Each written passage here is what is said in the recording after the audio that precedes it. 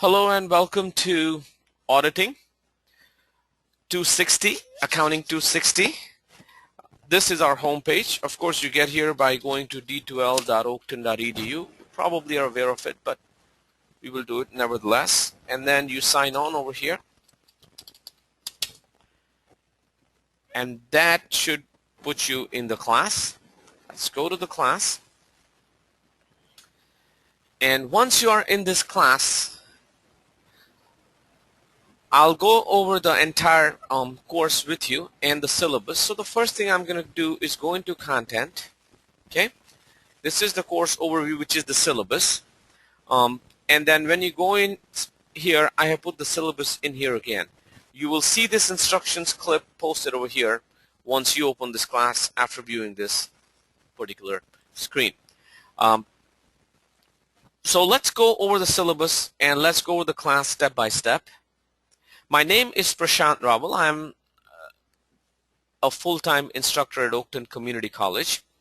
I've listed my office hours over here for you.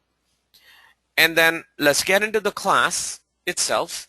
The class primarily will be conducted online through D2L. In this class, we will have 3 exams, quizzes, chapter quizzes, and other assignments for a net worth of 485 points. So that's a typo, and I apologize for that. That will be changed. Now, a brief description of each and every section. The exams.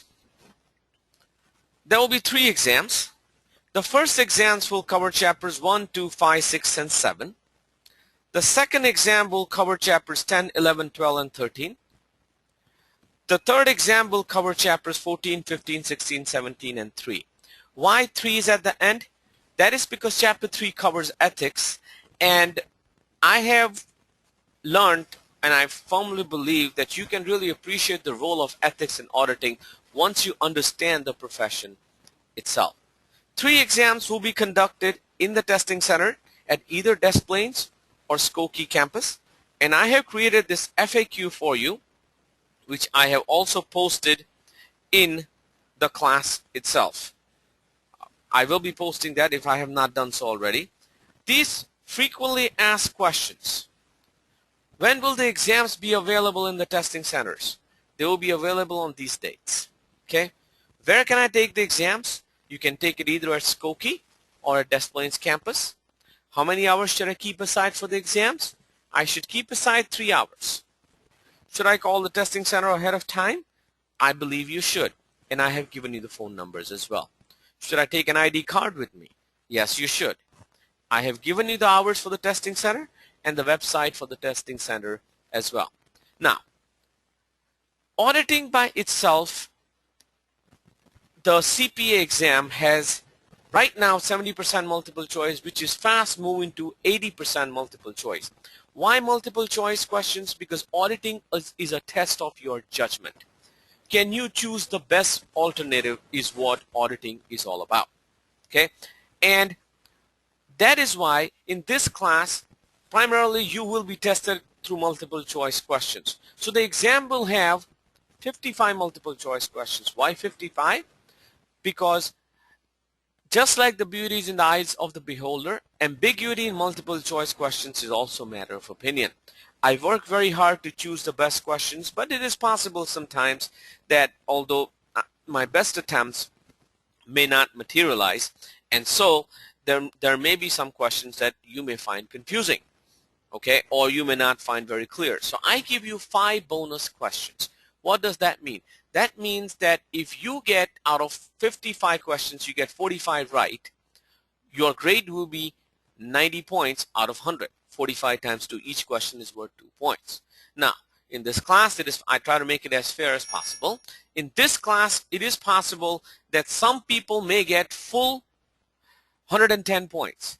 But please understand, the maximum you can get is 100. So I do not count the extra 10 points as extra credit. I just want to make this clear up front. If you get that, that's good for you. You're still getting an A. If you get that, if you're at that level, you know you're going to do quite well. So that's basically about the exams. 3 exams, 55 questions, 5 bonus, and that's how the exam will be conducted. The textbook that we'll use in the class, Whittington Penny 19th edition, custom edition that you will find in the bookstore. Okay, and then there is a handout pack. Now, for the first week, I have already posted chapters 1, 2, and chapter 3 I have posted, which I'll explain later. But I have already posted chapters 1 and 2, which is what we'll cover in the first week. Chapters 1 and 2 are 2 small chapters that I cover. And I look at it as one chapter, but they are 2 small chapters. Homework quizzes. Our weeks will start on Mondays and they will end on Mondays. What do I mean by that? At 11:59 p.m. on Monday night, the week opens up, and on 11:59 next Monday, you will be responsible for submitting your work, which I will explain to you. So when you go here, and if you go to your calendar, okay, if you go to your home page, you will find all the upcoming events. So by next Monday, 11:59, the syllabus quiz is due, and chapters 1 and 2 quiz are due as well. Let me talk about that. Where will you be taking these quizzes? These quizzes will be taken right over here. You will get 2 attempts. I will take the best, except for the syllabus quiz, you will get 2 attempts. I will take the best attempt. You do not get 2 attempts for the exams. Why do I give you 2 attempts? The primary reason is that if there is any technical difficulties because of which, oh, I missed out, you have a second attempt. Hopefully that does not happen 99.9% of the times. So you can use the 2 attempts as a learning experience. Once you take the quiz, after the quiz deadline, which is August 26th, you will see answers, but you will only see incorrect answers. Why is that? Because I have a limited test bank, and I may use these questions in the exam as well. So when I disclose the questions, in a way, I am also disclosing the exams. But I also understand that you need to see where you got it wrong, so I give you answers for the wrong questions. But please understand this. The quizzes are a learning process, not an, I take it back, I apologize. The quizzes are an evaluation tool, not a learning tool. I will talk about the learning tool, but this is how you will be taking the quizzes. It will be taken online. For the exams will be online too, but it's a password protected exam that you will come to the testing center to take it. Now, all the quizzes are already open. It is up for the first section. It is up to you how you plan for them. They are already open, but they do end the next Monday. I have to conduct the class in a sequence because you cannot understand chapter 5 until you understand chapters 1 and 2. So if I keep everything open until September 23rd and you just do it on your own time, it will not work. This class has to work in a sequence, but for your convenience, I keep everything open. So if you want to move faster, in some cases, some students by the end of the semester get a good hang of it and say, I have to leave for a vacation. I'd like to finish it up. Look, this is, at the end of the day, this is a self-study course. You want to move fast, you can. Okay, that's your choice. I have posted everything for you. So that's how we conduct the online quizzes. I will also explain the suggested study pattern for you. Other assignments are the cases, and the cases are right here. 3 cases worth 20 points each. Case 1, case 2, case 3. Where do I have instructions for the cases? Which are the actual cases? If you go right over here, case 1, case 2, case 3, and here are your case instructions. You should review them. Okay? You will be using the Sarbanes-Oxley Act and a statement on auditing standards when you do the cases as well. But you should try to answer all the questions on the cases. Many times people ask me these questions, which I'll also post in the news section. Do I have to review? Do I have to submit the answers to the questions that I answer? No, you don't. What you need to do is you need to take, how do I understand my assessment is you take this quiz, and that's how I will know how much you have understood. As I say, auditing is about judgment, and judgment is best acquired through learning and through multiple choice questions. Some of you were already in my Accounting 153 class. You know that in those classes I don't like multiple choice, but here it's a different objective. So we do use multiple choice questions. So that's how we will be conducting the auditing class. Okay, that's quizzes. Those are cases. Now let me explain to you the study pattern and some rules for the class. So for the study pattern, what I have learned from my previous students is that first you view my lectures that I post. So if you go into content, go into section 1, class lectures, they're all on YouTube, 1, 2, 5, 6, 7. I would review chapters, lectures for chapters. Then I would do multiple choice questions at the end of the workbook. Okay, underneath the chapters you will see multiple choice questions when you purchase the workbook. The answers to those questions have been given right to you right over here.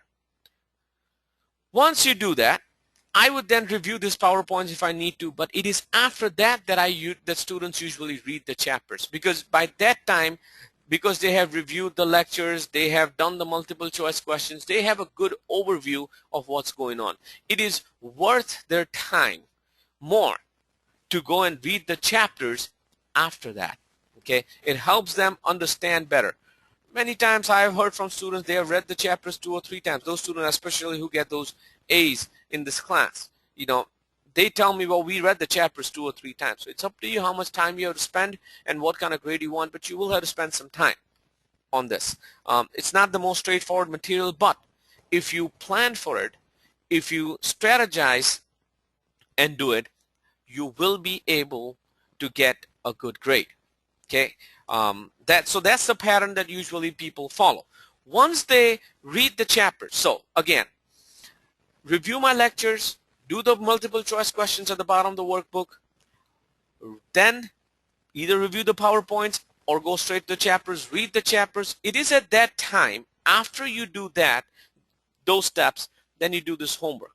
This homework is not graded. Again, this homework is not graded, but you should do this, and I provide you solutions to these homeworks right here.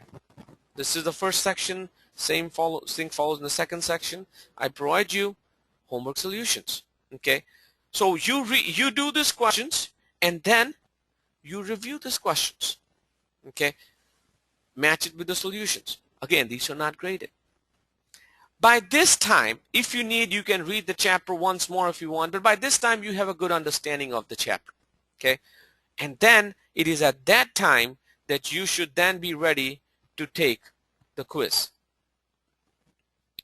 When you go in, it is at this time that the quiz must be taken, and that's when you go right over here to take the quiz. Okay, this is the pattern you must follow. The cases are due on the day of the exam. I would not wait till the day of the exam. I would get started after chapter 5 on this case. I would get started right away for the second case 2 and case 3. Okay, but I would not wait till the last day of the exam. For case 3 is about independence, so I would work on chapter 3 before I do case 3. Okay, this should help you because cases are real life scenarios, like for example Enron debacles that you're looking at. Okay, in addition to that, if you go in the content section, I have given you certain things. The statement of auditing standards. These are the statements that were written, and I have posted them right over here. That have been they have started to write this since 1940s. Okay, additional section AU section 112. Now, for example, if I go to SAS, Statement of Auditing Standards number 56, Analytical Procedures. If I want to dwell into this, look into further details, I can right away open this up and review the audit objectives. Okay, I can open this with that. And here are the audit objectives and the entire statement in more detail. Okay, it's up to you how much you want to get, but I also know that this class is not necessarily about memorizing. Nobody can memorize these SASs, but when you're doing the cases, you may need to refer to this, but then you know where to refer to. Okay, this is for your purposes. If you want to read more, the Sarbanes-Oxley Act is also there for you. I have printed this act. I have posted this act for you if you want to review it further. Okay, but you're going to need this for the cases.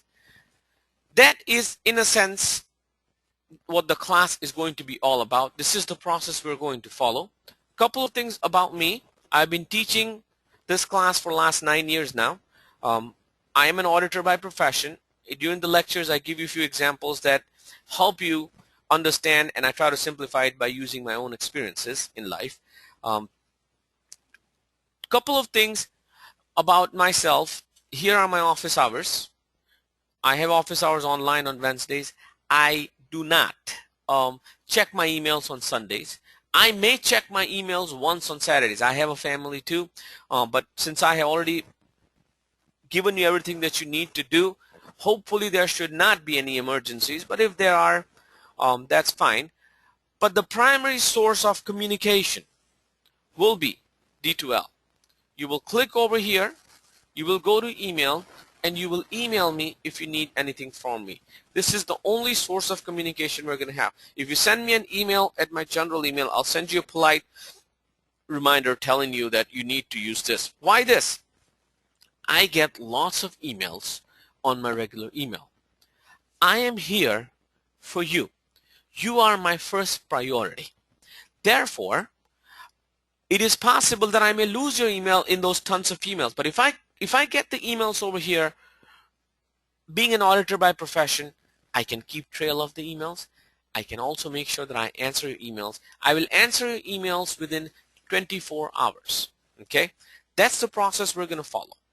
And this is how we're going to conduct the class. I am confident that by the end of the first week, you will become comfortable, you will make your own schedule, and you will succeed in this class. One thing that I tell all my students is, if the quizzes are due at 11:59 at night, please do not try to enter the try to do the quiz at 10:30 and try to just spend one full day. That's not how this information is supposed to work. I would suggest you spend short sessions during the week itself, half an hour during the week itself, if not more, and try to do the regular stuff. Then reading the chapters, and you can spend 2 or 3 hours during the weekend if that's what you want. But by Sunday night, you should have at least completed the first attempt of the quiz, and maybe if you have to, the second attempt you can do on Monday. The best scenario is to finish everything by Sunday night, but don't try to do this class as if I know it's only Monday that is due, I will just take off on Monday and do this.